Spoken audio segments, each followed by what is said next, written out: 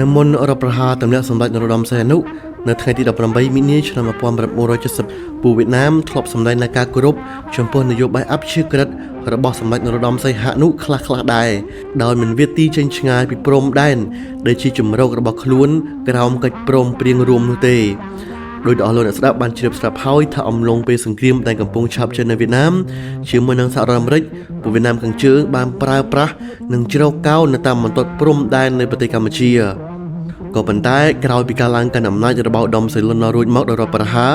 ពួកគេយល់ឃើញថាគ្មានហេតុផលណាមួយដើម្បីឲ្យពួកគេគោរពបូរណភាពដែនដីនៃព្រំដែនកម្ពុជាទៅឡើយអ្វីត្បិតតែមានការលើកឡើងដោយសម្ព័ន្ធមិត្តរបស់ខ្លួនខ្មែរក្រហមក៏ដោយក្តីក៏វៀតណាមខាងជើងបានពង្រីកទ័ពពាសពេញប្រទេសកម្ពុជាដែលដឹកនាំការប្រយុទ្ធក្នុងរយៈពេល2ឆ្នាំដំបូងនៃសង្គ្រាមតទល់ប្រឆាំងនឹងរបបសាធារណរដ្ឋខ្មែរលើសពីនេះទៅទៀតវៀតណាមរួមជាមួយនឹងកម្លាំងខ្មែរក្រហមបានវាយដណ្ដើមយកទឹកដីនៅប្រទេសកម្ពុជាបានមួយភាគធំថែមទៀតផងនៅក្នុង podcast អេពីសូតនេះយើងនឹងលើកយកមកនិយាយពីប្រតិបត្តិការសឹកដែលគេដាក់ឈ្មោះថាប្រតិបត្តិការសឹកចន្លាទី2ដើម្បីធ្វើការប្រឆាំងជាមួយនឹងកងទ័ពខ្មែរក្រហមនិងវៀតណាមខាងជើងដែលកំពុងមានវត្តមាននិងតាំងទីពាសពេញទឹកដីនៅប្រទេសកម្ពុជាខ្ញុំនឹងជម្រាបអស់លោកអ្នកស្ដាប់ពីការដុតបញ្ឆេះកំហឹងឬក៏ដើមចមដែលនាំឲ្យឧត្តមសេនលុនណល់បើកប្រតិបត្តិការសឹកចន្លាទី2ដើម្បីធ្វើការប្រឆាំងជាមួយនឹងវៀតណាមខាងជើងព្រមទាំងខ្មែរក្រហមលោកអ្នកនឹងបានជ្រាបនៅបរាជ័យរបស់កងទ័ពលន់ណុលនិងការខូចខាតគ្រឿងសព្វាវុធយ៉ាងច្រើនសន្ធឹកសន្ធាប់ដែលកងទ័ពចំនួនប្រមាណ 50,000 នាក់ត្រូវបានវៀតណាមកម្ចាត់ស្ទើរតែទាំងអស់រីឯការដឹកនាំរបស់ឧត្តមសេនីយ៍លន់ណុលទៀតសោតក៏ទទួលរងនឹងការរិះគន់តិទៀនយ៉ាងខ្លាំងពីសំណាក់មេទ័ពនិងអ្នកនយោបាយផ្សេងទៀតត្បិតអីមេដឹកនាំដែលកាន់តំណែងសំខាន់កាច់ចង្កូតដឹកនាំរបបសាធារណរដ្ឋខ្មែររូបនេះជាមនុស្សងប់ងល់និងអំបីជំនឿដូចជាបញ្ជាន់រូបពឹងពាក់ទៅលើតេជះបារមីមន្តអាគមអូមអាមជាជាងជឿទៅលើយុទ្ធសាស្ត្រទ័ពដែលមេទ័ពរបស់គាត់បានលើកឡើងទាំងនេះគឺបើផ្អែកទៅលើសៀវភៅមួយដែលមានចំណងជើងថាទឹកភ្នែកកម្ពុជារបស់លោកស្រី Elizabeth Baker ដែលប្រែសម្រួលដោយ TKU នៅពេលដែលសហរដ្ឋអាមេរិកជំរុញការទម្លាក់គ្រាប់បែកនៅតាមបណ្ដោយព្រំដែនក្រោយរដ្ឋប្រហារក្នុងឆ្នាំ1970គោលដៅរបស់ពួកគេនៅពេលនោះគឺដើម្បីជួយគាំទ្រដល់កងទ័ពលន់ណុលឲ្យវាយប្រហារពួកវៀតណាមក៏ប៉ុន្តែពួកសហរដ្ឋអាមេរិកនិងសម្ព័ន្ធមិត្តរបស់ខ្លួនគឺសាធារណរដ្ឋខ្មែរបែរជាទទួលបានលទ្ធផលផ្ទុយស្រឡះដើម្បីជៀសវាងពីការទម្លាក់គ្រាប់បែកពីយន្តហោះ B-52 ដោយភ្លៀងរលឹមរបស់អាមេរិកពួកកងទ័ពវៀតណាមបានជ្រៀតចូលយ៉ាងជ្រៅនៅក្នុងទឹកដីប្រទេសកម្ពុជាដែលបង្កជាការគំរាមកំហែងមួយដល់ប្រជាជនកម្ពុជានិងកងទ័ពទីក្រុងភ្នំពេញរបស់លន់ណុល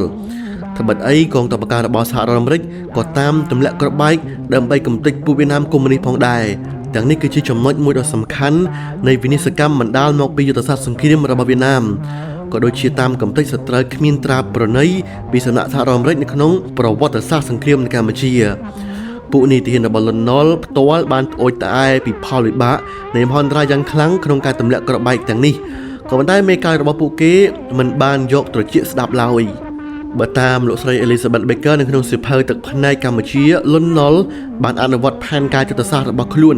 ដោយគ្មានយុទ្ធសាស្ត្រសមស្របទៅនឹងស្ថានភាពជាក់ស្ដែងឡើយគឺមានតែពួកអាមេរិកប៉ុណ្ណោះដែលជួយផ្ដល់ជាមតិផ្សេង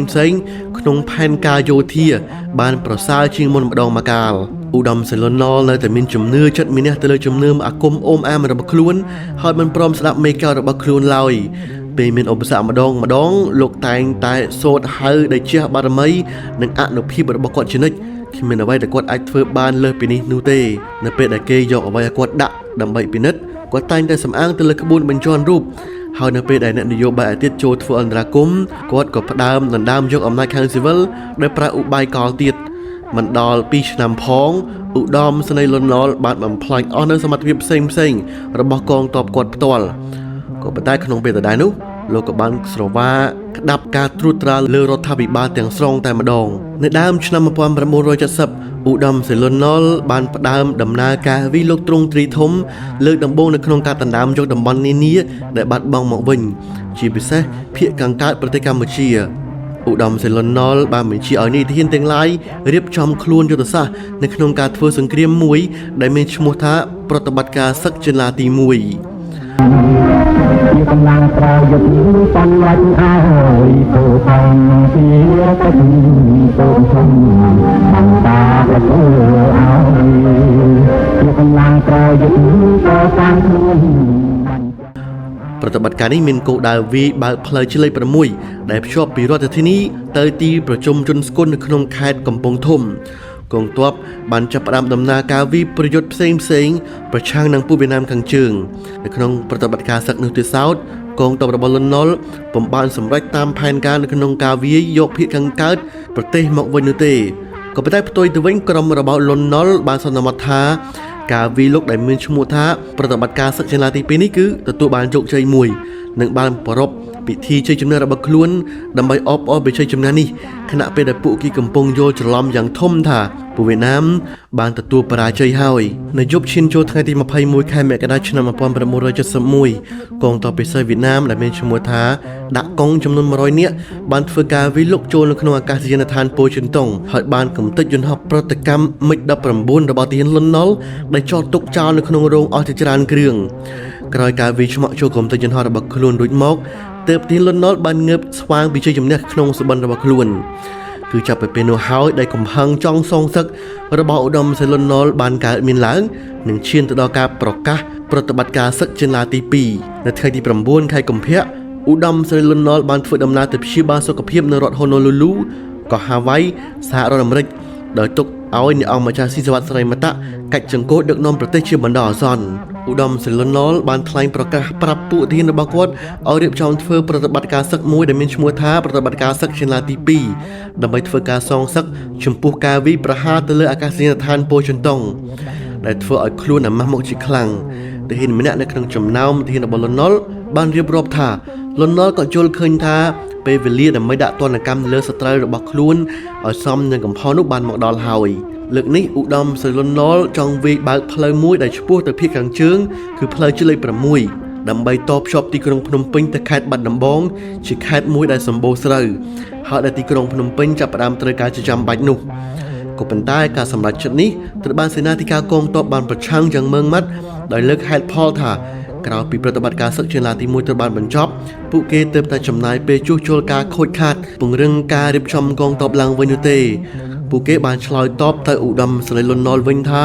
កងទ័ពនៅទន់ខ្សោយជាខ្លាំងក្រោយពីប្រតិបត្តិការសឹកចន្លោះទី1លើពីនេះទៅទៀតកងទ័ពរបស់ខ្លួនទាំងអស់មិនទាន់ទទួលបានការវឹកហាត់ក្បួនយោធាទាល់តែសោះ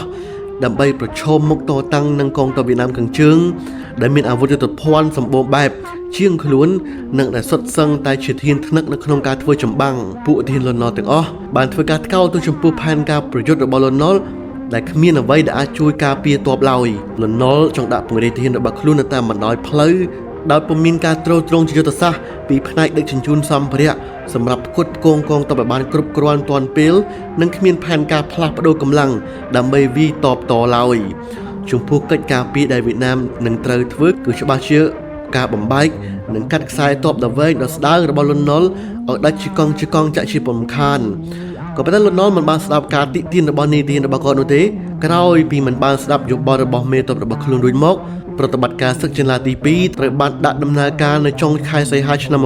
1971ហើយការប្រយុទ្ធជាបន្តបន្ទាប់ក្នុងរយៈពេលជាង3ខែហើយបានបញ្ចប់នៅថ្ងៃទី6ខែធ្នូឆ្នាំ1971ដោយសារការកំទេចខ្សែទ័ពដែលគេដាក់ពង្រាយតាមផ្លូវនោះហើយជាលទ្ធផលកងទ័ពរបស់លន់ នល់ប្រមាណជា 50,000 នាក់ត្រូវបានវៀតណាមនិងខ្មែរក្រហមកំទេចស្ទើរតែទាំងអស់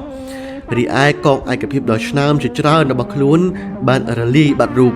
ទ័ពចំនួន 3,000 នាក់ដែលស្មើនឹង10កងវរសេនាតូចត្រូវបានសម្លាប់គ្រឿងសម្ភារៈបរិក្ខារសម្រាប់20កងវរសេនាតូចជាពិសេសរថយន្តពីរដែកឡានកាមីយ៉ុងដែលមានតម្លៃថ្លៃជាច្រើនគ្រឿងបានត្រូវបំផ្លាញខ្ទេចខ្ទី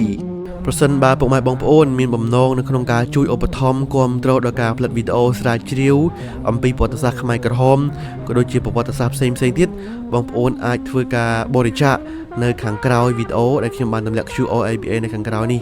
ព្រោះដោយសារតែចំណូលដែលខ្ញុំទទួលបានអំពី YouTube នេះគឺវាតិចស្ដួចស្ដើងមែនតើព្រោះដោយសារនៅក្នុងស្រុកខ្មែរយើងសេដ្ឋកិច្ចរបស់យើងវាមិនស្រូវល្អអញ្ចឹងហើយចំណូលដែលមកពី advertising នេះគឺវាតិចស្ដួចស្ដើងមែនតើបើសិនជាបងប្អូនគិតថាអ្វីដែលខ្ញុំកំពុងតែធ្វើនេះគឺវាបានជាប្រយោជន៍ហើយចង់លើកទឹកចិត្តដល់ការស្រាវជ្រាវបន្តទៀតបងប្អូនអាចធ្វើការបរិច្ចាគ